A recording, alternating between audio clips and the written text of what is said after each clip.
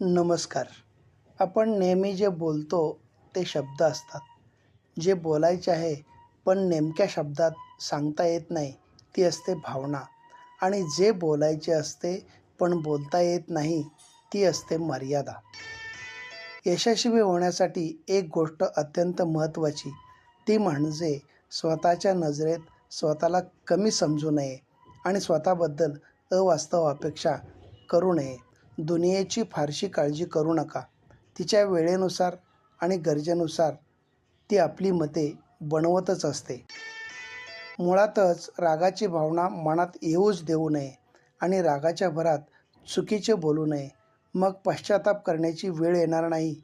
कारण मनस्थिती सुधारते पण उच्चारलेले शब्द परत येत नाहीत.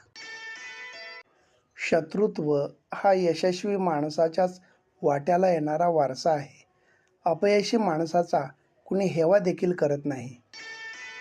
चेहरा बघण्यापेक्षा नेहमीच समोरच्याच्या मनात उतरून बघावं. शरीराची सुंदरता वयाबरोबर संपते तर मनाची सुंदरता शेवटपर्यंत टिकून राहते. सृष्टी कितीही बदलली तरी माणूस पूर्णतः सुखी होत नाही, पण दृष्टी बदलली तर नक्कीच सुखी होतो.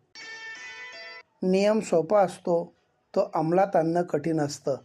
विचारी माणसाची संगत आणि यशस्वी लोकांचे मार्गदर्शन आपल्या जीवनात नक्कीच चांगले बदल घडवू शकतात. धन्यवाद.